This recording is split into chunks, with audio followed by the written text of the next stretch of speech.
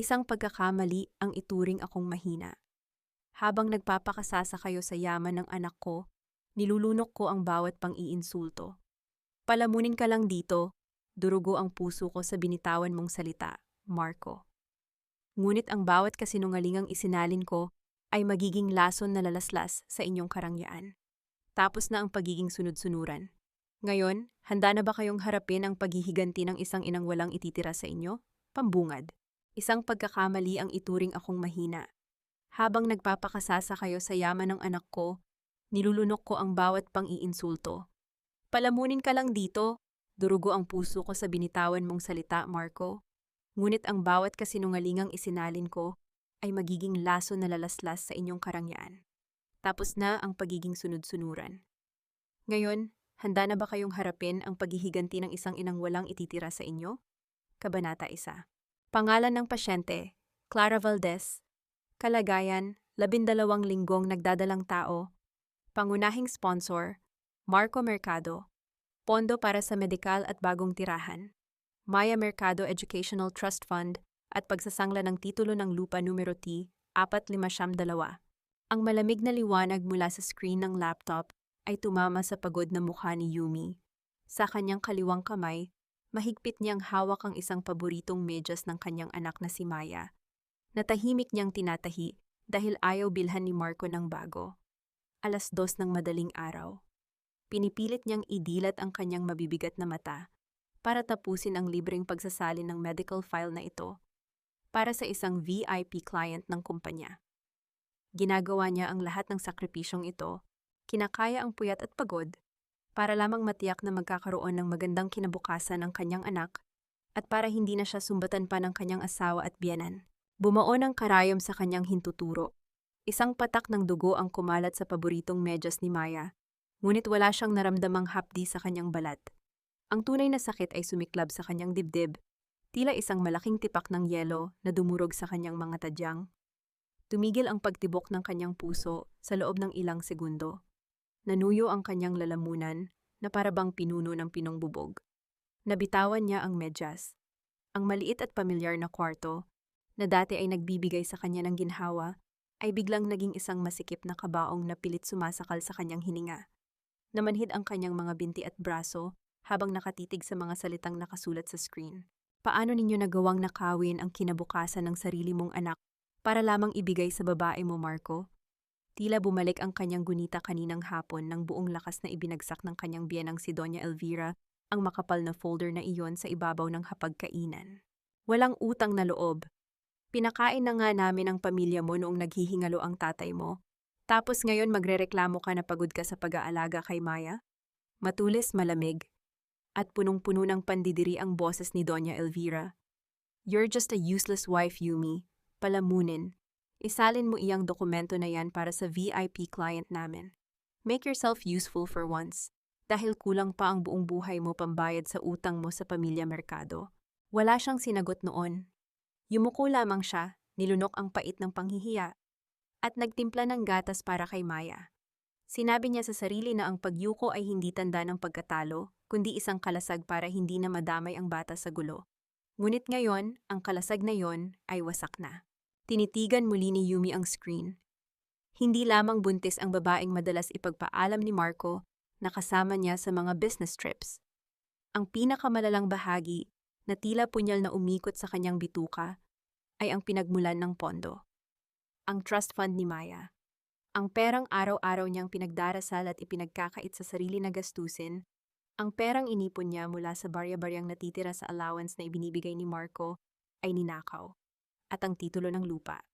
Ang kaisa-isang ala-alang naiwan ng kanyang ama, ang lupang kinuha ni Doña Elvira para raw sa safekeeping, ay isinanla upang ibili ng mamahaling kondo ang isang kabit. Ikinuyom niya ang kanyang mga kamao. Walang luhang pumatak sa kanyang mga mata dahil tuyot na tuyot ang kanyang kaluluwa. Isang kakaibang init ang gumapang mula sa kanyang talampakan papunta sa kanyang utak. Ito ang apoy ng isang inang ninakawan ng karapatan. Gusto niyang sumigaw, gusto niyang sirain ang lahat ng gamit sa kwartong iyon, ngunit ang tanging gumalaw sa kanya ay ang kanyang mabibigat na paghinga.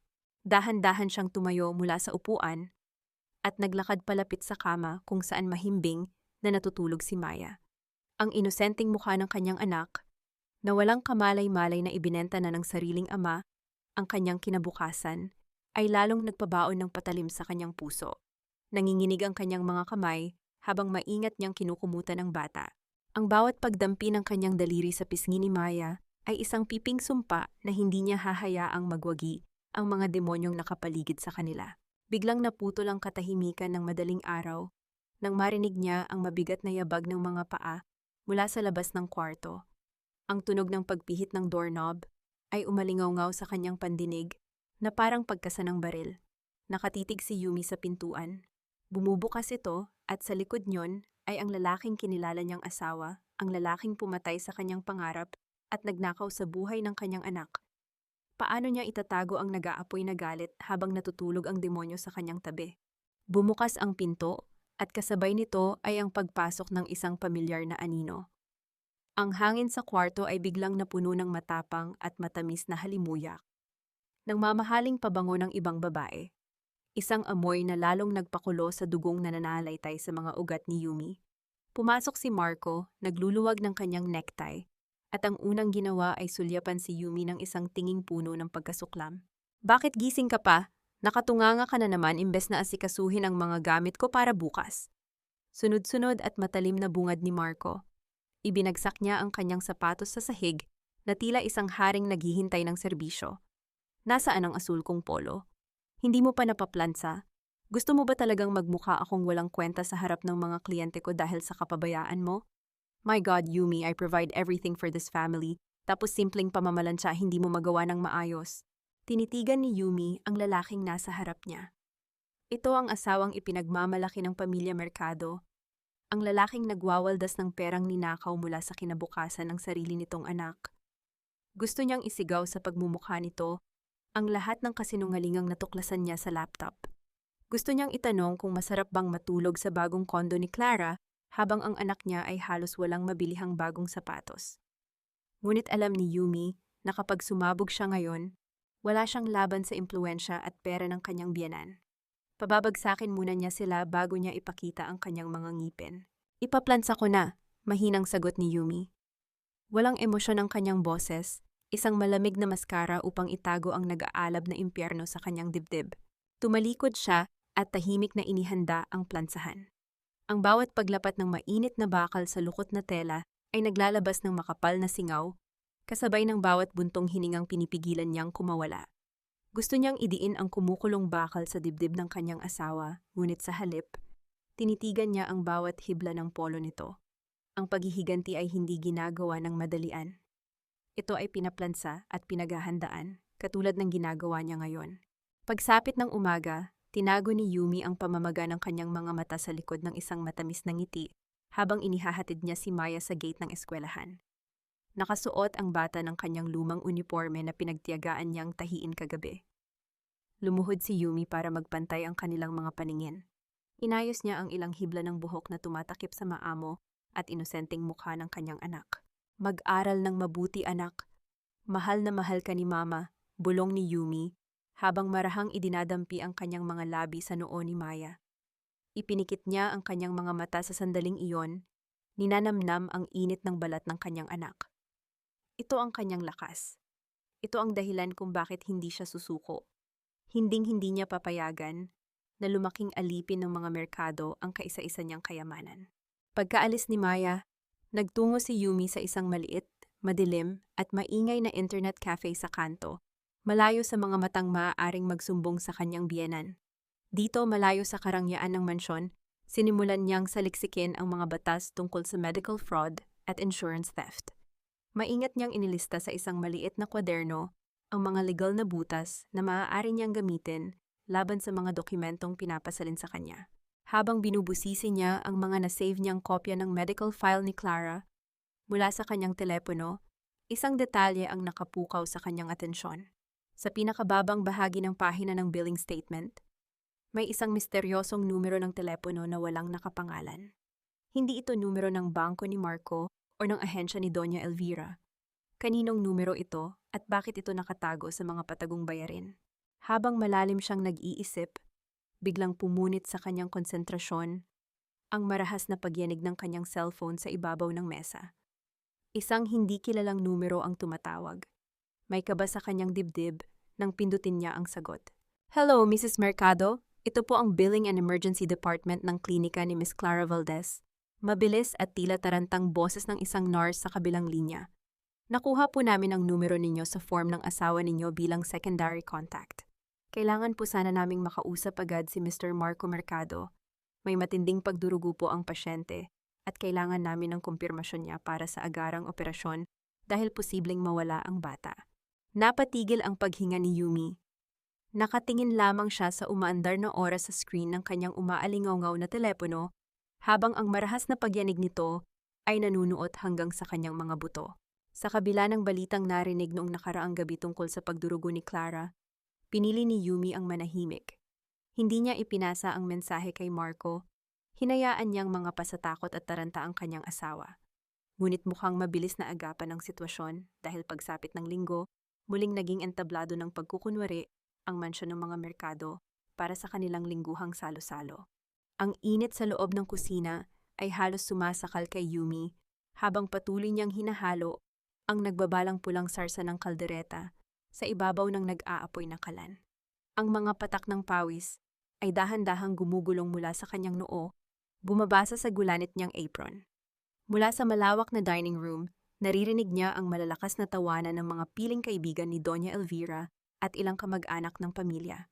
Sila ang mga taong tinitingnan si Yumi bilang isang swerteng palamunin na nakapasok sa isang marangyang pamilya. Nang ihain ni Yumi ang mga pagkain sa mahabang lamesa, nakita niya si Doña Elvira na mayabang na nakaupo sa kabisera, suot ang kanyang mga mamahaling perlas.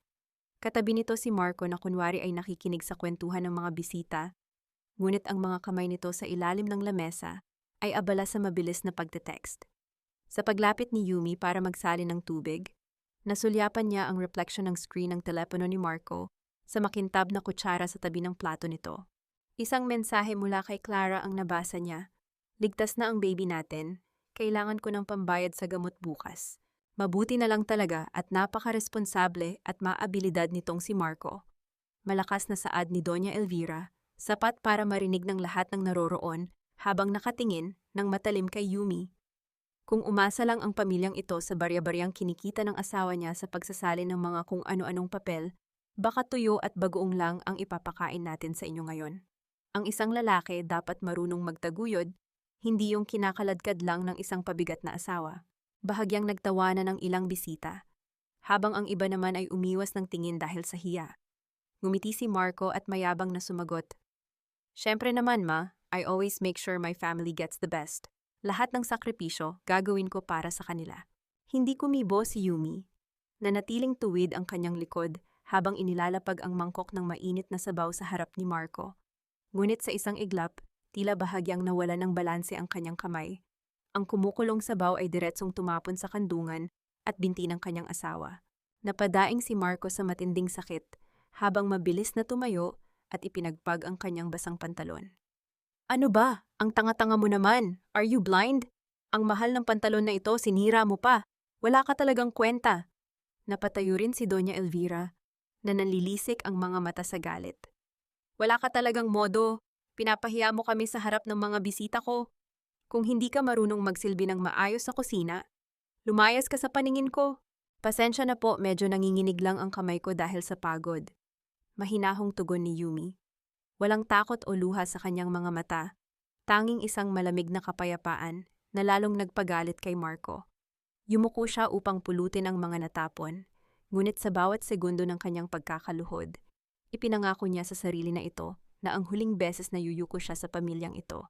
Matapos umalis ng mga bisita at may ayos ang kusina, hinarang ni Doña Elvira si Yumi sa tapat ng hagdanan. Ang mukha ng matanda ay puno ng awtoridad at kawalan ng awa. Bago ko malimutan, Yumi, bukas na bukas din, iabot mo sa akin ang orihinal na titulo ng lupa ng namayapa mong tatay, utos ni Doña Elvira habang nakataas ang isang kilay. Masyado kang tanga para magtabi ng ganoong kahalagang papel. Isasama ko iyon sa aking safekeeping sa bangko. Baka mamaya mawala mo pa o maibenta ng hindi ko alam. Naramdaman ni Yumi ang biglang paglamig ng kanyang buong katawan.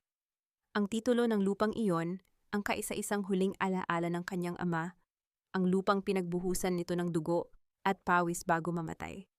At ngayon, gusto na itong tuluyang kamkamin ng kanyang biyenan para ipangsustento sa luho ng kabit ng kanyang asawa. Naiwan si Yumi sa gitna ng madilim na kusina habang unti-unting lumalamig ang tasa ng kape na hindi man lang niya nagawang tikman. Kinabukasan, nanginginig ang mga kamay ni Yumi habang papalapit sa kanyang biyenan na kasalukuyang nagkakape sa lilim ng hardin. Pinilit niyang magpalabas ng mga luha, hinayaan niyang manginig ang kanyang boses upang magmukhang tuluyan ng talunan sa harap ng matanda. Parang awa niyo na po, Doña Elvira.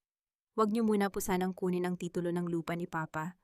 Iyan na lang po ang tanging alaalang naiwan niya sa akin. Pagmamakaawa ni Yumi, pilit na humahawak sa dulo ng lamesa upang maging kapanipaniwala ang kanyang pagluhod. Ibinaba ni Doña Elvira ang kanyang tasa ng kape nang walang anumang emotion sa mukha, maliban sa isang mapanuring ngiti. Umiiyak ka na naman, Yumi? Napakamaramdamin mo talaga. Huwag kang umastang parang inaapi ka namin sa bahay na ito. Utang na loob mo sa amin ang bawat segundong idinagdag sa buhay ng tatay mo noon bago siya namatay sa ospital. Kung hindi dahil sa pera ng mga merkado, mas maaga siyang nabulok. Huwag kang madamot. Ibigay mo sa akin ang titulo ngayon din. Kung ayaw mong ipaalala ko sa iyo kung sino ang nagpapakain sa iyo at kay Maya. Yumuko si Yumi, pinilit niyang ipakita ang isang gumuho at walang labang mukha bago iabot ang isang makapal na envelope na naglalaman ng dokumento.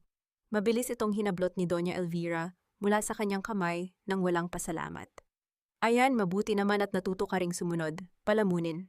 Ngunit pagdating ng gabi, sa loob ng tahimik at madilim na kwarto, habang mahimbing na natutulog sina Marco at Maya, binuksan ni Yumi ang kanyang laptop.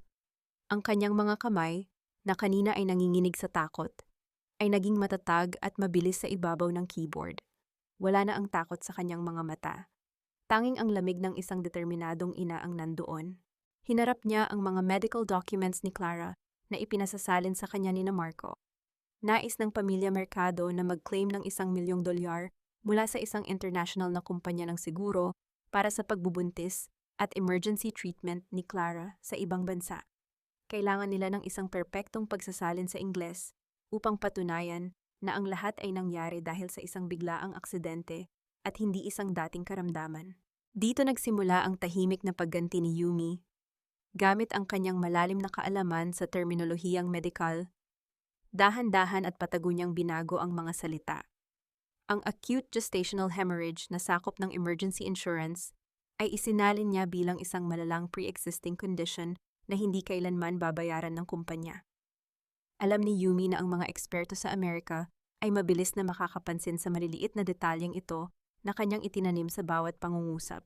Pagkatapos mag-translate, maingat na inilipat ni Yumi ang lahat ng orihinal na kopya ng mga dokumento ng bangko, hospital records, at ang mga ebidensya ng pagnanakaw sa trust fund ni Maya sa isang maliit na flash drive. Lumuhod siya sa tabi ng kama ng kanyang anak. Dahan-dahang iniangat ang isang lumang tabla sa sahig. At doon itinago ang kanyang huling alas. Tumingin siya sa natutulog na mukha ni Maya at bumulong sa sarili, "Para sa iyo ito, anak.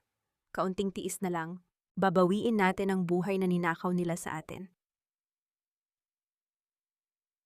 Habang nakabukas pa ang laptop, napansin ni Yumi ang isa pang kakaibang bagay sa email account ni Marco na patago niyang pinapasok. Tuwing 3:00 ng madaling araw, may isang automated notification mula sa isang pribadong server na hindi pamilyar sa kanya. Bakit laging may aktibidad ang email ng kanyang asawa sa ganong oras? Sino ang lihim na nakikipag-ugnayan sa kanya habang ang lahat ay natutulog? Bago pa man niya masagot ang sariling tanong, isang bagong email mula sa Amerika ang biglang pumasok sa inbox ni Marco. Nanlaki ang mga mata ni Yumi nang basahin ang pamagat ng mensahe mula sa Apex Mutual Insurance. Nakasaad doon na dahil sa nakitang malaking pagkakaiba sa mga isinaling medikal na dokumento ni Clara Valdez, nagpadala na ang kumpanya ng isang on-site investigator sa Maynila upang magsagawa ng agarang investigasyon at audit sa pamilya Mercado. Ang mahinang liwanag mula sa screen ay patuloy na tumama sa mukha ni Yumi habang ang notification ng email ay patuloy na kumukurap sa dilim ng gabi. Pambungad na hapon nang dumating ang mamahaling sasakyan ni Attorney Gabriel sa tapat ng mansyon ng mga merkado. Si Gabriel ay isang matikas, matangkad, at seryosong abogado mula sa kumpanya ng seguro sa Amerika. Pagpasok pa lamang niya sa sala, mabilis siyang sinalubong ni Marco na may malapad at plastik na ngiti sa labi, pilit na ipinapakita ang kanyang karangyaan. Attorney Gabriel, magandang araw. Napakabilis ninyong dumating mula sa Amerika. Masayang bati ni Marco habang nag-aalok ng upuan. Huwag kayong mag-alala, malinis ang lahat ng dokumento namin. Pag-usapan natin ito habang nagkakape. Nananatiling formal at malamig ang ekspresyon ni Gabriel habang inilalapag ang kanyang leather bag sa lamesa. Salamat, Mr. Mercado. Ngunit narito ako para sa trabaho. Kailangan ko lamang i-verify ang ilang kakaibang bahagi sa isinaling medikal na dokumento ni Miss Clara Valdez. Walang problema. Ate, dalhin mo ang kape rito. Bakit ba napakabagal mo? Pasigaw na utos ni Marco sa kusina, gamit ang salitang ate upang palabasin sa harap ng abogado na si Yumi ay isang simpleng katulong lamang sa bahay at hindi niya asawa. Pumasok si Yumi sa sala habang dala ang tray ng kape. Nakasuot siya ng isang lumang blusa na may mantsa ng chlorine at kupas na pambahay na pantalon. Habang maingat niyang inilalapag ang tasa sa harap ni Gabriel, bahagyang napaangat ang manggas ng kanyang blusa. Doon ay sumilip ang isang malaki at maitim na pasa sa kanyang pulso, ang naging marka ng marahas na pagkakahawak ni Marco sa kanya kaninang umaga nang magtalo sila tungkol sa baon ni Maya. Bumaba ang matalas at mapanuring titig ni Gabriel sa pasa sa braso ni Yumi. Mabilis na hinila ni Yumi ang kanyang manggas pababa, ngunit huli na. Nang mag-angat siya ng tingin, nasalubong niya ang mga mata ni Gabriel. Walang panghuhusga sa mga mata ng abogado, tanging isang malalim na pag-aalala at paggalang na matagal nang hindi nararamdaman ni Yumi mula sa ibang tao. Binuksan ni Gabriel ang isang pahina ng dokumento. May isang bahagi rito na isinalin bilang chronic pre-existing hematological complication. Mr. Mercado, maaari mo bang ipaliwanag kung bakit ito ang terminong ginamit ng translator mo? Dahil kung chronic ito, automatikong kanselado ang claims ninyo sa ilalim ng aming patakaran. Nalito at napapawisan si Marco. Tumingin siya ng masama kay Yumi at pilit na tumawa. Alam mo naman ang mga katulong kung ano-anong salita lang ang kinokopya sa internet. Hoy, bakit ganyan ang nilagay mo riyan? Bago pa man makapagsalita si Marco para mang-insulto, sumagot si Yumi sa isang pino, kalmado at professional na Ingles. The original Tagalog phrase used in the hospital summary was, matagal ng karamdaman sa dugo. In medical legal translation, acute refers to a sudden and temporary condition, whereas chronic is the exact translation for illnesses that are persistent and long-standing. Given the clinical history of the patient, using chronic is the most accurate and legally binding translation under international insurance guidelines. Natahimik ang buong sala. Nanlaki ang mga mata ni Marco sa gulat dahil hindi niya akalaing kayang magsalita ng kanyang asawa ng ganoon kapropesyonal sa harap ng isang banyagang abogado. Tumango si Gabriel, halatang humanga sa talino ni Yumi. Impressive, napakalalim ng pagkaunawa mo sa medical legal terms. Karamihan sa mga translator ay basta na lamang isasalin ito ng literal. Biglang pumasok si Doña Elvira sa sala at mabilis na sumingit nang mapansin ang kakaibang takbo ng usapan. Yumi, tama na ang pakikisawsaw sa usapan ng may usapan. Lumayas ka na nga riyan, nakakahiya naman ang hitsura mo sa harap ni attorney. Bumalik ka sa kusina at maglinis. Yumuko si Yumi, kinuha ang tray at tahimik na naglakad pabalik sa kusina. Ngunit bago siya tuluyang makalayo, nakita niyang sumandal si Gabriel sa kanyang upuan at dahan-dahang inilapag ang kanyang baso ng tubig sa ibabaw ng isang maliit na calling card na pasimple niyang isinara sa ilalim ng baso. Nang umalis sina Marco at Doña Elvira upang ihatid si Gabriel sa labas, mabilis na bumalik si Yumi sa sala para magligpit ng mga tasa. Kinuha niya ang calling card sa ilalim ng baso at isinilid ito sa bulsa ng kanyang apron. Nang basahin niya ang likod niyon, may nakasulat na maikling mensahe gamit ang pluma. Mag-usap tayo, Yumi. Kinabahan si Yumi.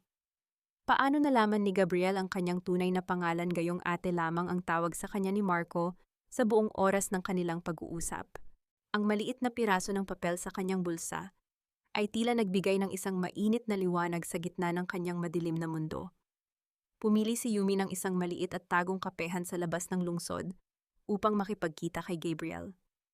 Pag-upo pa lamang niya, mabilis na pumasok sa kanyang pandinig ang seryosong boses ng abogado. Salamat at sumipot ka, Yumi. O mas gusto mong tawagin kitang Mrs. Mercado?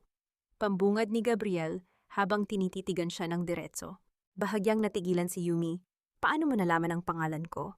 Bahagi ng trabaho ko ang mag-imbestiga sa lahat ng pamilyang nag-a-apply ng claims sa Apex Mutual. Paliwanag ni Gabriel. Bahagyang sumasandal sa kanyang upuan. Alam ko kung sino ang tunay na asawa ni Marco. At alam ko ring hindi ka katulong na tinatawag lang niyang ate para magyabang sa akin. Pero mas interesado ako sa isa pang bagay. Bakit mo sinadyang ibahin ang salin ng medical documents ni Clara? You altered acute to chronic on purpose. Alam mo ba na sa ilalim ng batas, ang translator na kasabwat sa peking claim ay maaaring makulong kasama ng nag-utos nito? Nanlamig ang buong katawan ni Yumi sa narinig. Nakulong? Ang tanging layunin niya ay protektahan ang anak. Ngunit hindi niya akalaing maaari siyang madamay sa krimen ng kanyang asawa. Makulong? Pero hindi niyo naiintindihan, nanginginig ang boses ni Yumi habang inilalabas ang kanyang telepono. Ipinakita niya kay Gabriel ang mga nakuhang dokumento ng trust fund ni Maya at ang isinanlang titulo ng lupa ng kanyang ama. Ninakaw nila ang pondo ng anak ko para ipambili ng kondo ng kabit ni Marco. Isinanla nila ang huling alaala ng tatay ko. Wala akong ibang paraan kundi gamitin ang kumpas ng mga salita ko upang ipit-ipitin sila nang hindi nila nalalaman. Lalaban ako para sa anak ko, kahit ako pa ang masunog sa impyernong ito. Ang tahimik na pagpatak ng kanyang mga luha ay nagdulot ng malalim na katahimikan sa pagitan nila. Nakita ni Gabriel ang panginginig ng mga balikat ng isang inang sugatan ngunit matatag. Dahan-dahang inilapag ni Gabriel ang kanyang kamay sa ibabaw ng nanginginig na mga kamay ni Yumi. Walang mali siya ang haplos na iyon, taming paggalang at pangakong hindi siya mag-iisa. Huwag kang matakot, Yumi. Hindi kita hahayaang makulong. I am an insurance lawyer. Alam ko ang bawat sulok ng batas. Dahil ipinakita mo sa akin ang katotohanan, tutulungan kitang makuha ang hustisya nang hindi nadadamay ang pangalan mo. Itinuro ni Gabriel kay Yumi ang mga tamang sugnay na dapat nitong isalin at kung paano kukuha ng ebidensya upang siya ay ituring na biktima at whistleblower sa halip na kasabwat. Sa bawat salita ng abogado, unti-unting naramdaman ni Yumi ang pagkawala ng mabigat na tinik sa kanyang dibdib. Bago sila maghiwalay, naramdaman ni Yumi ang mabilis na pag-vibrate ng kanyang telepono sa loob ng bag. Isang Viber message mula sa isang hindi kilalang numero ang pumasok. Nang buksan niya ito, nakita niya ang isang litrato ni Clara na kasalukuyang namimili sa isang mamahaling butik ng alahas. Kasunod ang mensaheng. Binibilihan siya ng asawa mo ng brilyanting kwintas ngayon. Sino ang lihim na nagpapadala sa kanya ng mga impormasyong ito? Mabilis na umuwi si Yumi upang hindi mapansin ang kanyang pag-alis. Ngunit pagpasok pa lamang niya sa sala ng mansyon, sinalubong siya ng isang nakapanlalamig na katahimikan. Patay ang lahat ng ilaw maliban sa isang maliit na lamp sa tabi ng sofa kung saan nakaupo si Marco. Hawak ni Marco ang isa sa mga isinaling papel na ginawa ni Yumi kagabi. Ang noo nito ay may malalim na kulubot ng hinala habang masamang nakatitig sa kanya. Saan ka galing? Tanong ni Marco. Ang boses ay mababa ngunit puno ng nagbabantang galit. At ano itong nakasulat dito? Tinitigan ni Yumi ang nakapikit na anyo ng kanyang anak sa silid bago muling hinarap ang nanunuring tingin ng kanyang asawa. Huminga siya ng malalim upang pakalmahin ang mabilis na tibok ng kanyang puso. Marco, binalangkas ko lang iyan base sa pinakabagong panuntunan ng Apex Mutual. Mahinahong sagot ni Yumi, walang bakas ng takot ang kanyang boses. Kung hindi ko gagamitin ang eksaktong medical legal term na iyan sa Ingles, magkakaroon ng hinala ang mga investigador na gawa-gawa lamang ang mga dokumento. Gusto mo bang ma-reject ang claim ninyo at mawalan ng $1,000,000? Ang galit sa mukha ni Marco ay dahan-dahang napalitan ng kasakiman. Ang takot na mawalan ng pera ay mas matimbang kaysa sa kanyang hinala. Ibinaba niya ang papel sa mesa at inayos ang kanyang gulugulong buhok. Sige, siguraduhin mo lang na magiging maayos to. Ayokong magkaproblema sa pera natin. Lumipas ang 2 araw at ang pinto ng mansyon ay muling bumukas para sa isang hindi inaasahang bisita. Dumating si Clara Valdez, ang kasintahan ni Marco, na nakasuot ng marangyang pulang bestido at mayabang na naglalakad sa sala. Sinalubong siya ni Doña Elvira na tila isang tunay na reyna. Yumi, ipaghanda mo ng juice si Clara, utos ni Doña Elvira habang nakataas ang kilay. Siya ang partner ng kumpanya natin sa bagong real estate project, kaya ayusin mo ang pag-asikaso sa kanya. Salamat ate, nakangiting sabi ni Clara kay Yumi, ngunit ang kanyang mga mata ay puno ng pang-iinsulto. Umupo si Clara sa tabi ni Marco at pasimpleng hinawakan ang kamay nito sa ibabaw ng lamesa habang wala si Doña Elvira. Grabe Marco, ang ganda naman ng mansyon ninyo, bulong ni Clara, sapat para marinig ni Yumi na kasalukuyang nagpupunas ng lamesa sa malapit. Kaso parang medyo lumana ang mga dekorasyon. At saka, bakit parang hindi man lang nag-aayos ang katulong ninyo rito? Sobrang losyang walang kaklas-klas. Nakakasira ng mood. Humalakak si Marco, tila walang pakialam sa mararamdaman ng kanyang asawa. Hayaan mo na siya, Clara. Ganyan talaga kapag walang alam sa buhay at sanay sa hirap. Walang pag-asang magbago. Hindi kumibo si Yumi. Patuloy niyang pinunasan ang lamesa ng may dahan-dahan at pinunagalaw. Ngunit sa loob ng kanyang bulsa, ang kanyang telepono ay lihim na nagre-record ng bawat salitang lumalabas sa bibig ng dalawa. Kinuha ni Marco ang isang maliit na pulang kahon na gawa sa pelus mula sa kanyang bulsa at binuksan ito sa harap ni Clara. Doon ay sumilip ang isang nagniningning na brilyanteng kwintas. This is for you, Clara, dahil nagdadalang tao ka sa magiging tagapagmana ng kumpanya natin. Malambing na sabi ni Marco habang isinusuot ang kwintas sa leeg ng kanyang kasintahan. Napatigil si Yumi sa kanyang ginagawa. Ang kwintas na iyon ang eksaktong alahas na pinag-ipunan niya sa loob ng 5 taon mula sa kanyang barya-baryang kita sa pag-translate ng mga libro. Ngunit noong nakaraang taon, kinuha ito ni Doña Elvira mula sa kanyang drawer at sinabing hindi bagay ang ganoong karangyaan sa isang katulad niyang galing sa hirap.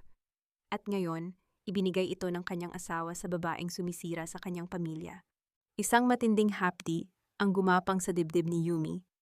Ngunit mabilis niya itong pinalitan ng isang malamig na determinasyon. Bago umalis, nagpaalam si Clara na gagamit ng banyo sa ikalawang palapag. Ngunit sa halip na dumiretso roon, pasimpleng pumasok si Clara sa maliit na silid kung saan natutulog si Yumi at si Maya. May nakita si Clara sa ibabaw ng maliit na lamesa sa tabi ng kama, isang dokumento na may logo ng Apex Mutual at may nakasulat na pangalan ni Yumi. Kinaumagahan, pagkaalis ni na Marco at Doña Elvira para sa isang pulong, mabilis na nagtungo si Yumi sa kanyang silid upang i-verify ang mga dokumento ng kanyang anak. Dahan-dahan niyang binuksan ang drawer sa tabi ng kama kung saan niya itinabi ang mga mahahalagang papel. Nanlamig ang kanyang buong pagkatao. Ang original na birth certificate ni Maya at ang mga kopya ng trust fund ay wala na roon. Ang bukas na drawer ay mukhang bunganga ng isang halimaw na handang lumamon sa kanila ng kanyang anak. Agad na hinarap ni Yumi si Doña Elvira habang ang matanda ay nakaupo sa sala, tila walang anumang nangyari habang nagbabasa ng kanyang paboritong magasin. Pinilit ni Yumi na panatilihin ang kontrol sa kanyang emotion, bagaman ang kanyang dibdib ay mabilis na lumalaban sa bawat paghinga. Doña Elvira, nasaan po ang birth certificate ni Maya at ang mga dokumento ng kanyang trust fund?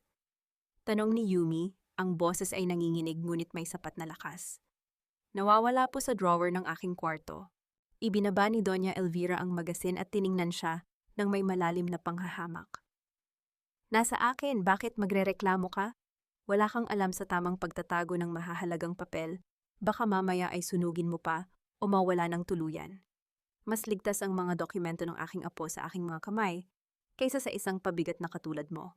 Hindi pa man nakakasagot si Yumi, naglabas ng isa pang dokumento si Doña Elvira mula sa kanyang bag at ibinagsak ito sa ibabaw ng lamesa. Dahil wala ka namang silbi rito, pumirma ka rito. Ito ay isang authorization form upang ilipat ang pondo ni Maya sa isang mas ligtas na account sa ilalim ng pamamahala ng aming kumpanya. Ayokong mabulok ang pera ng apo ko sa bulok mong pangangalaga. Tinitigan ni Yumi ang dokumento. Ang mga salita ni Gabriel mula sa kanilang lihim na pag-uusap ay mabilis na umalingaw-ngaw sa kanyang isip. Itinuro sa kanya ng abogado kung paano basahin ang mga nakatagong sugnay sa mga kontratang ibinibigay ng Pamilya Mercado. At doon sa pinakababang bahagi ng papel na may napakaliit na mga titik, nakita ni Yumi ang katotohanan. Hindi ito simpleng paglilipat ng pondo, Ito ay isang deed of absolute sale na naglilipat ng pagmamay-ari ng lupa ng kanyang yumao na ama kay Doña Elvira. Nais ng kanyang biyenan na tuluyan ng nakawin ang kanyang lupa sa pamamagitan ng panloloko. Sige po, pipirmahan ko na, umiiyak na sabi ni Yumi. Nagkunwari siyang natatakot at tuluyang sumuko sa harap ng matanda. Basta para sa kinabukasan ni Maya, gagawin ko. Kinuha ni Yumi ang panulat. Hinayaan niyang manginig nang husto ang kanyang kamay upang maging kapanipaniwala ang kanyang takot. Ngunit sa sandaling ilapat niya ang dulo ng panulat sa papel, sinadya niyang ibahin ang kanyang pirma. Binago niya ang kurba ng mga titik at ang bawat stroke, isang pirma na napakalayo sa kanyang legal na lagda sa kanyang pasaporte at mga valid IDs. Alam ni Yumi na ang dokumentong ito ay hindi kailanman tatanggapin ng anumang bangko o ng Registry of Deeds para sa paglilipat ng lupa dahil hindi ito tutugma sa kanyang mga pagkakakilanlan. Mabilis na hinablot ni Doña Elvira ang papel nang makapirma si Yumi at itinago ito sa kanyang bag na may kasamang mapanuring ngiti. Ayan, maglinis ka na ng banyo pagkatapos mo rito. Huwag kang tatamad-tamad. Pagpasok sa kusina, lihim na tinawagan ni Yumi si Gabriel gamit ang kanyang telepono. Attorney Gabriel, pinapirmahan ako ni Doña Elvira ng deed of sale sa lupa ni Papa. Ngunit sinunod ko ang turo mo, binago ko ang aking pirma. Mabuti, sagot ni Gabriel mula sa kabilang linya, may halong relief ang kanyang boses. Ang dokumentong iyan ay walang legal na bisa ngayon dahil sa peking pirma, ngunit magagamit natin iyan bilang matibay na ebidensya ng pamemeke at panloloko laban sa kanila kapag dinala na natin ito sa korte. Patuloy ka lang mag-ingat. Attorney, may isa pa akong napansin sa logs ni Marco. Nag-withdraw siya ng ₱250,000 kahapon mula sa pondo ng kumpanya, ngunit hindi ito napunta sa account ni Clara. Saan nanggaling ang perang iyon at saan niya dadalhin? Tanong ni Yumi. Iimbestigahan ko iyan, Yumi. Huwag kang gagawa ng anumang bagay na makakapukaw sa hinala nila, bilin ni Gabriel bago ibaba ang tawag. Ibinaba ni Yumi ang telepono at mabilis na naglakad patungo sa maliit na silid upang tingnan ang kanyang anak. Ngunit pagbukas pa lamang niya ng pinto, tila tumigil ang pagtibok ng kanyang puso. Si Maya ay nakahiga sa kama, ang kanyang maliit na katawan ay marahas na nanginginig at nangingisay. Ang kanyang balat ay pulang-pula sa matinding lagnat at may lumalabas na puting bula sa dulo ng kanyang mga labi. Maya, anak, gumising ka!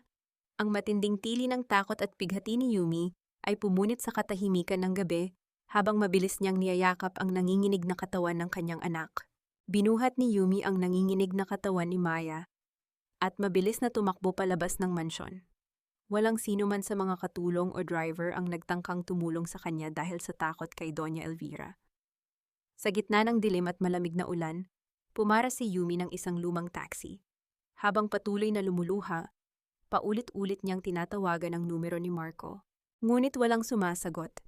Sa bawat tawag niya, ang mechanical na boses lamang ng operator ang sumasagot sa kanya. Sa mga sandaling iyon, si Marco ay kasama si Clara sa isang mamahaling hotel. Walang pakialam sa naghihingalong anak. Marco, please, takot-nguwam. Sagutin mo. Si Maya, kailangan ka ng anak mo. Bulong ni Yumi sa kawalan, habang marahang hinahalikan ang nagbabagang noo ng kanyang anak na kasalukuyang wala ng malay sa kanyang kandungan. Pagdating sa emergency room ng ospital, mabilis na kinuha ng mga nurse si Maya. Makalipas ang isang oras, dumating si Doña Elvira. Ngunit sa halip na mag-alala para sa kanyang apo, galit at panunumbat ang sumalubong kay Yumi. Bakit sa pribado at pinakamahal na ospital mo siya dinala? Napaka-aksayador mo talaga, Yumi! Bulyaw ni Doña Elvira, walang pakialam sa mga taong nakatingin sa kanila sa lobby ng ospital. Ang hilig mong magwaldas ng pera, palamunin ka na nga rito. Nagdadala ka pa ng bilyong gastos para sa pamilya namin. Doña Elvira, nag-seizure po ang bata. Ito ang pinakamalapit na ospital. Mahinahong sagot ni Yumi, pilit na pinipigilan ang kanyang emosyon. Bago pa man makasagot ang matanda, tinawag si Yumi ng admitting clerk ng ospital. Ma'am, may problema po sa health insurance ni Maya. Kanselado na po ito dahil 3 buwan nang hindi nababayaran ang monthly premium. Nanlamig ang buong pagkatao ni Yumi. Ninakaw na nga ni Marco ang trust fund ng bata at ngayon, pati ang protection sa kalusugan nito ay pinabayaan niya upang may maipambayad sa mga luho ni Clara. O tingnan mo, wala palang insurance. Asik ni Doña Elvira, tila masaya pa na may dahilan siya upang hindi magbayad. Wala akong perang ilalabas para sa batang yan ngayon. Malaki ang problema sa cash flow ng kumpanya. Ikaw ang nagdala sa kanya rito. Ikaw ang humanap ng paraan. Pagkatapos sabihin iyon, tumalikod si Doña Elvira at iniwan si Yumi na nag-iisa sa malamig na koridor ng ospital. Walang pera, walang asawa, at walang pamilyang matatakbuhan. Sa gitna ng labis na desperasyon, nanginginig ang mga daliri ni Yumi habang hinahanap ang numero ni Gabriel sa kanyang telepono. Attorney, tulungan niyo po ako. Si Maya? Hindi na natapos ni Yumi ang kanyang sasabihin dahil tuluyan na siyang napahagulgol sa iyak. Makalipas lamang ang 15 minuto, dumating si Gabriel. Walang pag-aalinlangan niyang inabot ang kanyang platinum card sa cashier. I-charge ninyo ang lahat sa card na ito. Ilipat ninyo ang bata sa pinakamagandang pribadong kwarto at ibigay ang pinakamahusay na doktor. Lumapit si Gabriel kay Yumi na kasalukuyang nakaupo sa sahig, yakap ang kanyang sariling mga tuhod. Inabutan niya ito ng isang malinis na panyo at marahang tinabihan. Huwag ka nang umiyak, Yumi. Nandito na ako. Walang mangyayaring masama kay Maya, pangako, bulong ni Gabriel. Ang kanyang boses ay puno ng init at kapanatagan na matagal nang ipinagkait kay Yumi. Nang mailipat si Maya sa kwarto, nanatili si Gabriel sa labas. Sa buong gabi, habang binabantayan ni Yumi ang kanyang anak, nakikita niya sa maliit na bintana ng pinto ang anino ni Gabriel na nakaupo sa hindi komportabling bench sa labas, nagbabantay na parang isang tunay na pader na nagpoprotekta sa kanila. Para kay Yumi, si Gabriel ang unang lalaking nagparamdam sa kanya na siya ay mahalaga at hindi nag-iisa sa laban. Ngunit sa gitna ng katahimikan ng gabi, habang kinakausap ni Gabriel si Yumi, sa tapat ng pintuan, isang tao ang lihim na kumuha ng larawan sa kanila mula sa likod ng isang malaking poste sa dulo ng koridor. Kinaumagahan, pansamantalang umuwi si Yumi sa mansyon upang kumuha ng malinis na damit para kay Maya. Pagpasok pa lamang niya sa sala, sinalubong siya ng galit na mukha ni Marco, kasama si Doña Elvira na naka-cross arm sa gilid. Ibinato ni Marco sa kanyang mukha ang isang printed na larawan. Ito ang larawan nila ni Gabriel sa ospital kagabi, kung saan tila magkalapit ang kanilang mga mukha habang inaabot ni Gabriel ang panyo. Sinasabi ko na nga ba? Gumagawa ka ng sarili mong kalaswaan habang ako ay nagpapakahirap para sa pamilyang ito.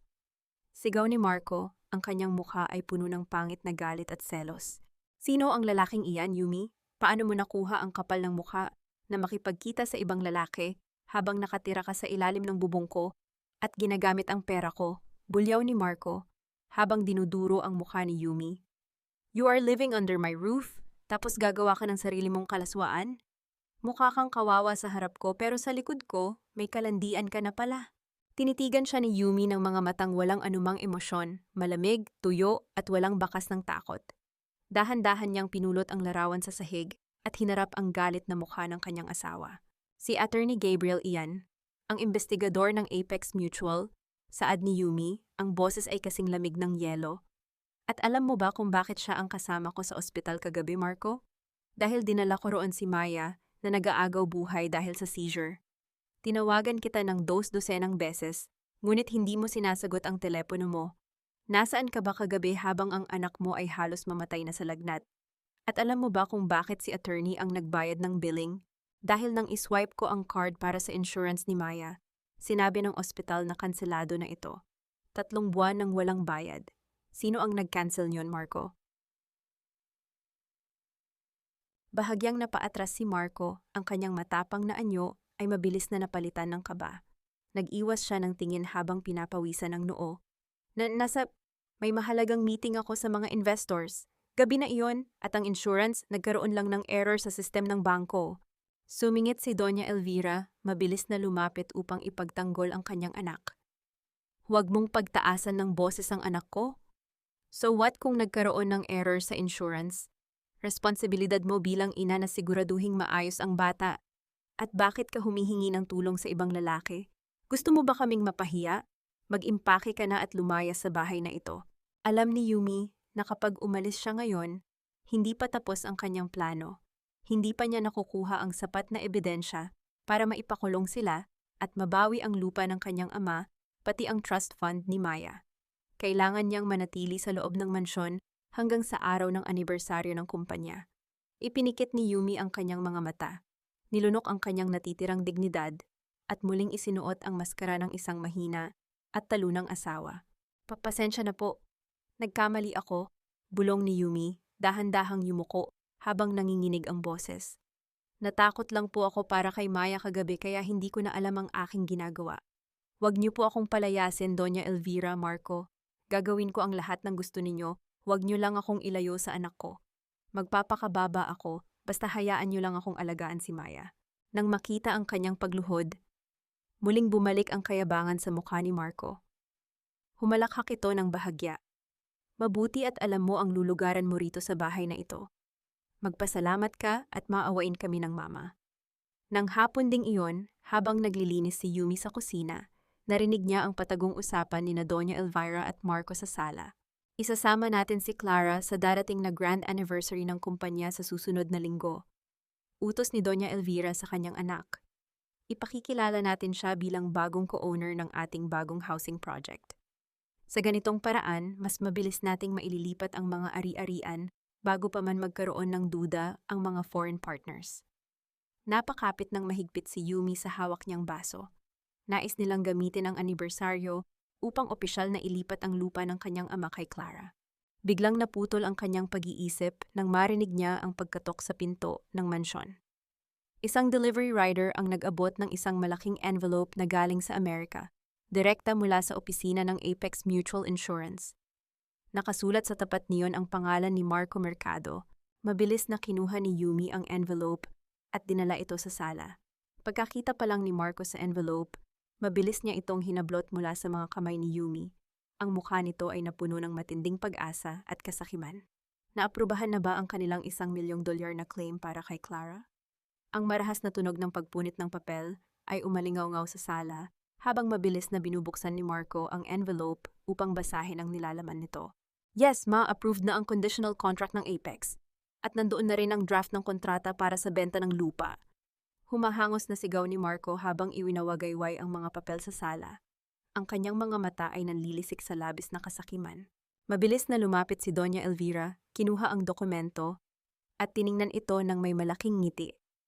Sinasabi ko na nga ba, walang sino mang makakatanggi sa pangalan ng mga merkado. Yumi, isalin mo ito sa Ingles ngayon din.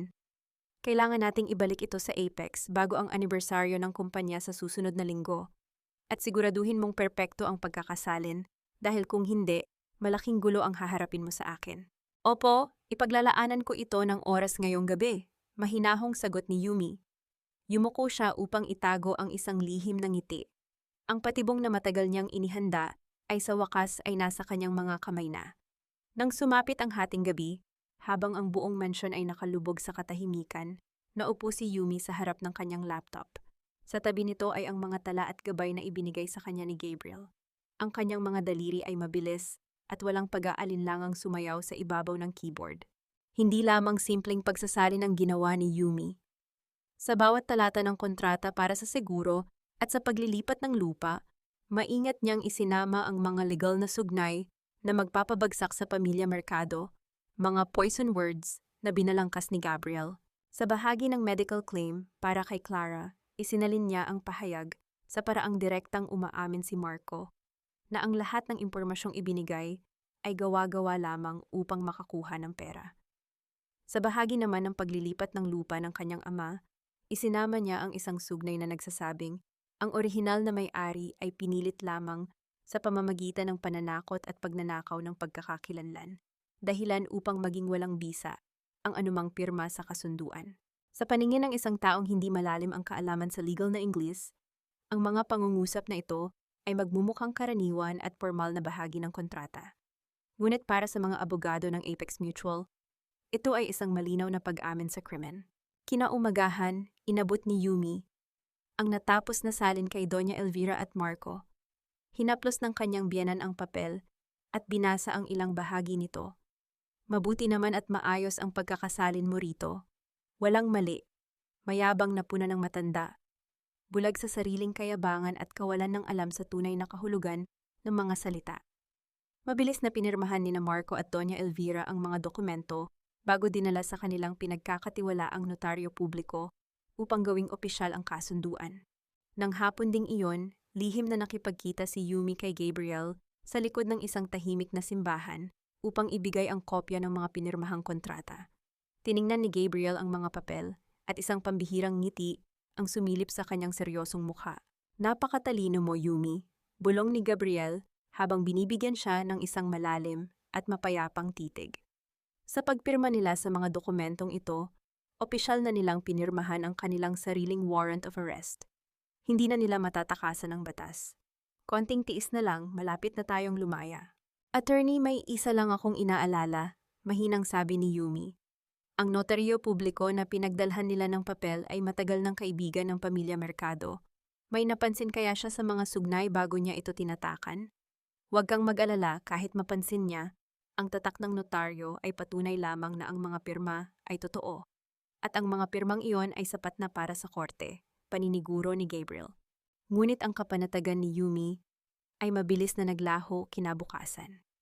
Isang araw bago ang gabi ng anibersaryo ng kumpanya, nagtungo si Yumi sa paaralan ni Maya upang sunduin ang kanyang anak. Naghintay siya sa gate habang dahan-dahang lumalabas ang mga estudyante. Lumipas ang kalahating oras, ngunit walang Maya na lumabas. Mabilis na lumapit si Yumi sa guro ng kanyang anak. Ay, Mrs. Mercado, sinundo po siya ni Doña Elvira kaninang tanghalian, nakangiting paliwanag ng guro. Sabi niya ay may bigla ang family vacation kayo sa inyong rest house sa Tagaytay bago ang malaking party bukas. Napatigil ang pagtibok ng puso ni Yumi. Ang kanyang buong katawan ay nanghina habang ang lamig ng takot ay gumapang sa kanyang likod. Ginamit ni Doña Elvira si Maya bilang hostage upang matiyak na hindi gagawa ng anumang eksena si Yumi sa party bukas. Dahan-dahang napatingin si Yumi sa sahig malapit sa gate ng paaralan. Doon ay nakita niya ang isang maliit na pink na sapatos ni Maya na tila naiwan sa pagmamadali. Ang maliit na sapatos ay tila isang babala na ang bawat hakbang niya mula ngayon ay gaganapin sa ibabaw ng naglalayab na apoy. Nanginginig ang buong katawan ni Yumi habang hawak ang maliit na sapatos ni Maya nang pumasok siya sa sala ng mansyon. Pagkakita pa lamang niya kay Marco na nakasandal sa sofa habang umiinom ng alak, mabilis na sumiklab ang galit sa kanyang dibdib. Nasaan ang anak ko, Marco? Paano niyo nagawang kunin si Maya nang wala akong alam? Sigaw ni Yumi, pilit na pinatitigas ang kanyang boses sa kabila ng takot. Tiningnan siya ni Marco nang may malamig na kawalan ng pakialam, bago dahan-dahang ibinaba ang kanyang baso. Huwag kang mag-hysterical, Yumi. Nasa Tagaytay rest house lang si Maya kasama si Mama. Ligtas siya roon at nagbabakasyon. Gagawin mo lang ang tungkulin mo bukas sa anibersaryo ng kumpanya. Gusto naming magpanggap ka bilang isang masaya at tapat na asawa sa harap ng mga investors at foreign partners. Kapag naging maayos ang lahat bukas, maibabalik sa iyo ang anak mo. Napakagatlabi si Yumi. Sige, gagawin ko ang lahat ng gusto ninyo bukas. Huwag niyo lang saktan ang anak ko. Pagkaakyat sa kanyang kwarto, mabilis na tinawagan ni Yumi si Gabriel. Gabriel, nakuha nila si Maya. Itinago nila ang anak ko sa Tagaytay rest house para gawing hostage para sa party bukas. Tulungan mo ako. Huwag kang magpanic, Yumi. Handa ang mga tao ko para sa ganitong sitwasyon. Kalmado ngunit seryosong sagot ni Gabriel. May mga pribadong investigador ako na kasalukuyang nakabantay sa rest house na yon. Kasama ko rin ang mga opisyal mula sa ahensya ng kapakanan ng bata at ilang lokal na pulis. Dahil walang pahintulot mo bilang ina ang pagkuha nila kay Maya, gagamitin namin ang banta ng kasong kidnapping at legal na reklamo laban sa mga guards doon upang kusang isuko ang bata ng walang anumang gulo. Makalipas ang 3 oras ng matinding kaba, tumawag muli si Gabriel. Ligtas na si Maya, Yumi. Kasalukuyan siyang nasa pangangalaga ng aking pinagkakatiwalaang asistent sa isang ligtas na hotel. Hinahanap ka na niya. Mabilis na nagtungo si Yumi sa tinukoy na lokasyon. Pagpasok pa lamang niya sa kwarto ng hotel, sinalubong siya ng mahigpit na yakap ni Maya. Napahagulhol si Yumi habang hinahalikan ang buhok ng kanyang anak. Sa bawat haplos niya kay Maya, ang natitirang takot sa kanyang puso ay tuluyang natunaw at pinalitan ng isang malamig at naglalayab na puot na walang sino man ang makakapigil. Bago siya umalis upang maghanda para sa anibersaryo bukas, hinarap niya si Gabriel. Walang anumang salitang lumabas sa kanilang mga labi, ngunit mahigpit na hinawakan ni Yumi ang kamay ni Gabriel, isang tahimik na pagpapasalamat, isang malalim na pagtitiwala na higit pa sa anumang pangako. Piniga ni Gabriel ang kanyang kamay, ang kanyang mga mata ay nagpapakita ng katiyakan na tatapusin nila ang lahat ng ito bukas. Bago sumapit ang gabi ng party, may isang lihim na ginawa si Yumi.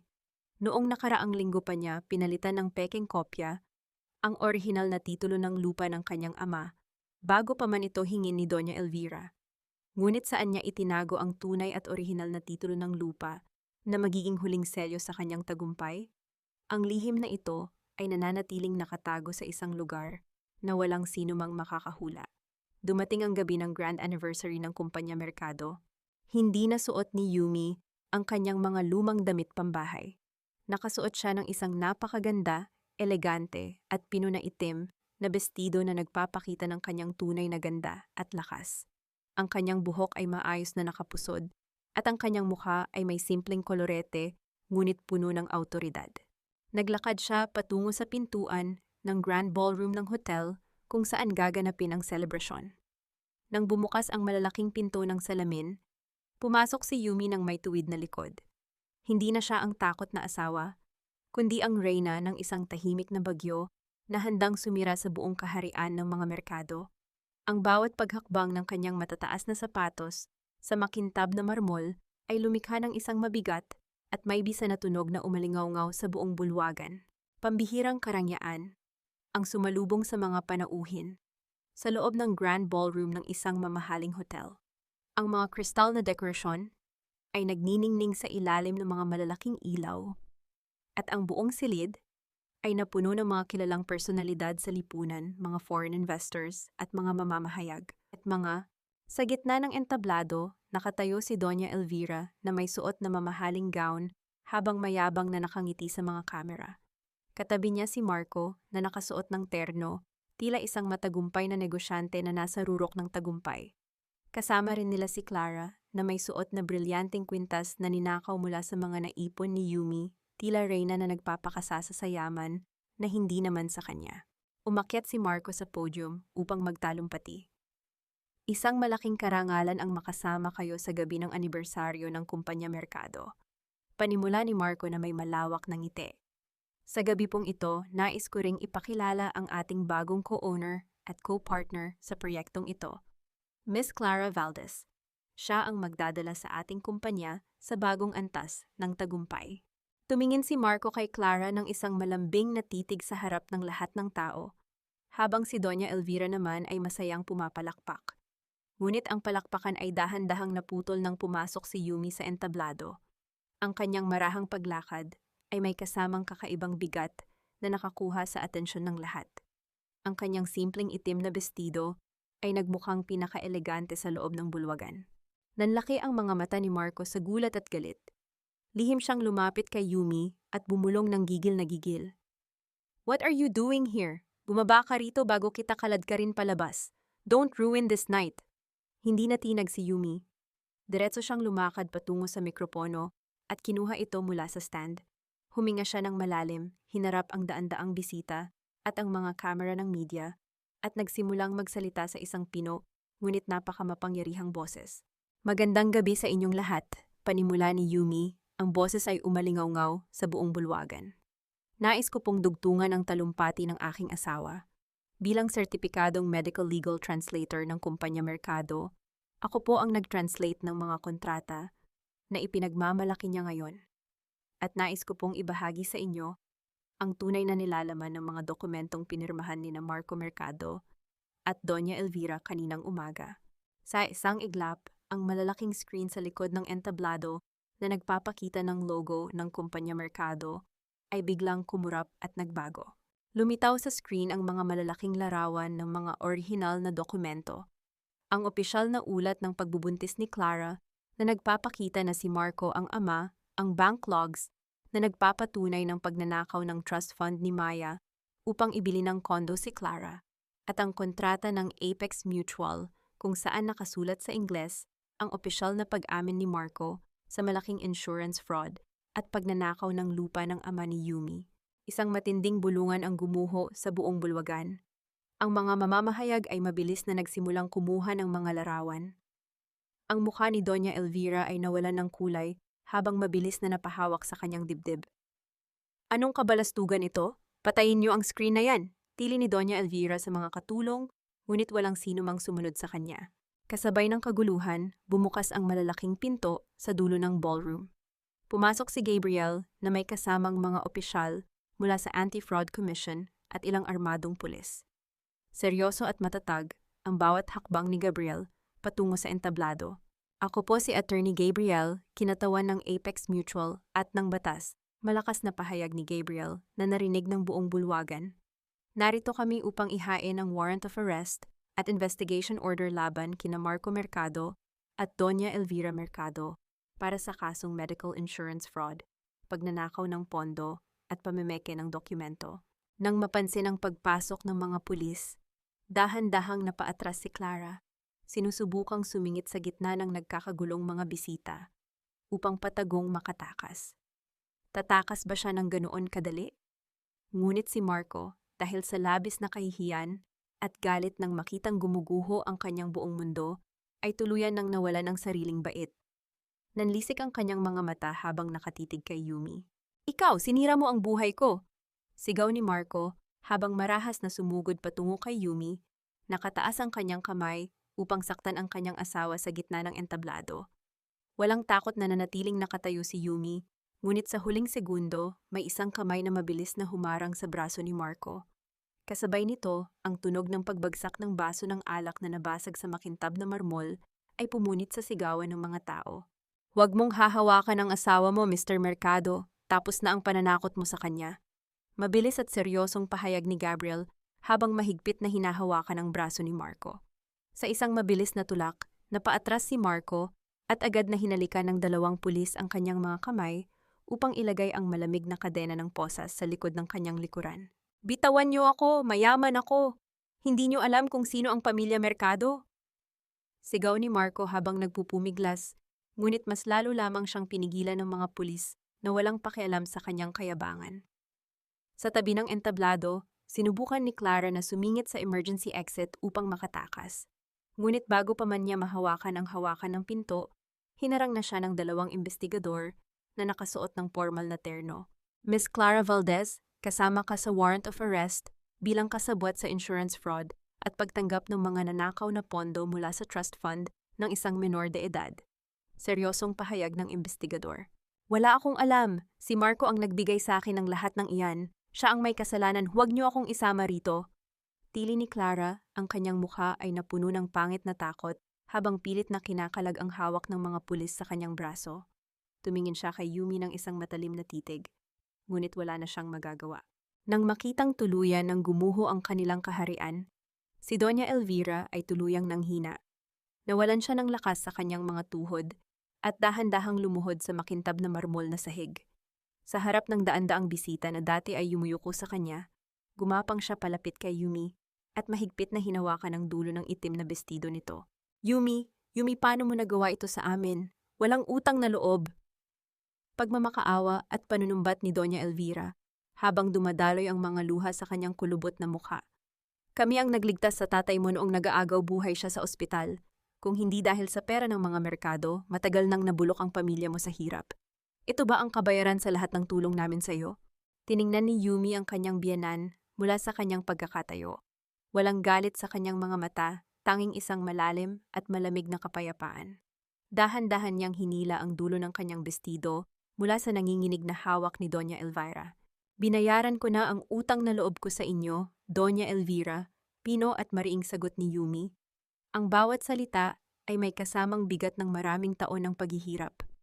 "Binayaran ko iyon ng bawat patak ng aking mga luha, ng aking dugo, at ng aking pagod sa loob ng maraming taon na itinuring niyo akong alipin sa bahay na ito. Ngayon, kayo naman ang magbabayad sa batas." Tumalikod si Yumi at naglakad palayo sa entablado ng may tuwid na likod. Sumunod sa kanya si Gabriel na tila isang matatag na pader na nagpoprotekta sa kanya mula sa mga kamera ng media na patuloy na kumukuha ng mga larawan ng nagluluksa at napapahiyang pamilya Mercado. Paglabas ni Yumi sa lobby ng hotel, sumalubong sa kanya ang malamig na hangin ng madaling araw at ang hamog ng umaga. Ang gabi ng anibersaryo ay tapos na. At kasabay nito ay ang pagtatapos ng mahabang gabi ng kanyang buhay bilang isang alipin. Nakatayo siya sa tapat ng sasakyan habang inaantay si Gabriel na kasalukuyang kinakausap pa ang mga pulis sa loob. Tumingala si Yumi sa langit at naramdaman niya ang marahang pagdampi ng maliliit na patak ng tubig sa kanyang pisngi. Ang banayad na pagpatak ng ulan ay tila naghuhugas sa kanyang nakaraan, naghahanda sa kanya para sa isang bagong buhay na malaya at puno ng pag-asa kasama ang kanyang anak na si Maya. Lumipas ang ilang buwan ng paglilitis, at sa huling pagkakataon, naupo si Yumi sa loob ng malamig na silid ng korte. Sa tapat niya nakaupo si Marco at si Doña Elvira na nakasuot na ng uniforme ng mga bilanggo. Wala na ang kanilang mamahaling kasuotan, wala na ang kanilang mayayabang na mukha, at wala na ang yaman na dati ay ginagamit nila upang apihin ang mga mahihina. Ang lahat ng kanilang mga bank accounts at ari-arian ay tuluyang na-freeze ng pamahalaan dahil sa patong-patong na kaso ng panloloko. Tinitigan ni Marco si Yumi ng isang titig na puno ng talo at bighati, habang si Doña Elvira naman ay patuloy na nakayuko sa kahihiyan. Walang naramdamang galit o saya si Yumi habang pinapanood sila. Tanging isang malalim na paghinga ng ginhawa dahil sa wakas ay natapos na ang madilim na kabanata ng kanyang buhay. Ang huwad na deed of sale ay opisyal ng pinapawalang bisa ng korte at ang pagmamay-ari ng lupa ay ibinabalik sa tunay na tagapagmana na si Yumi Mercado. Dahan-dahang binasa ng hukom ang pinal na desisyon. Kasabay nito, ang korte ay nag-uutos na ibalik ang buong halaga ng trust fund ng menor de edad na si Maya Mercado mula sa mga natitirang ari-arian ng pamilya Mercado. Napangiti si Gabriel na nakatayo sa tabi ni Yumi bago marahang bumulong sa kanya. Lupa ng tatay mo ay sa iyo na uli, Yumi, at ligtas na ang kinabukasan ni Maya, tapos na ang laban. Makalipas ang ilang linggo, inayos ni Yumi ang kanyang mga huling gamit mula sa maliit na apartment na kanyang inupahan habang nagpapatuloy ang kaso. Ngunit hindi sila lilipat sa isang mansyon. Pinili ni Yumi na bumalik sa simpleng lumang bahay ng kanyang namayapang ama sa probinsya. Ang bahay na gawa sa kahoy, ngunit puno ng magagandang alaala ng kanyang kabataan. Mabilis na tumatakbo si Maya sa malawak at luntiang bakuran, malakas na tumatawa habang hinahabol ang mga paru-paro.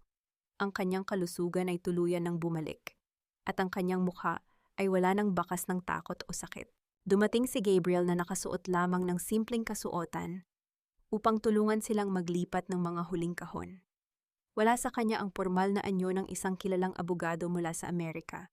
Siya ay mukhang isang simpleng lalaki na handang magpawis para sa kaligtasan ng pamilyang kanyang pinoprotektahan. Habang nag-aayos si Yumi sa balkonahe, napatingin siya sa bakuran. Doon ay nakita niya si Gabriel na nakaluhod sa basang lupa habang tinutulungan si Maya na magtanim ng isang maliit na seedling ng bulaklak sa gilid ng daan. Ang dahan-dahang pagtawa ni Maya habang tinuturuan siya ni Gabriel na magbungkal ng lupa ay nagdulot ng isang kakaibang init sa dibdib ni Yumi, isang emotion na matagal nang ipinagkait sa kanya. Ito ang simbolo ng simula ng kanilang bagong buhay.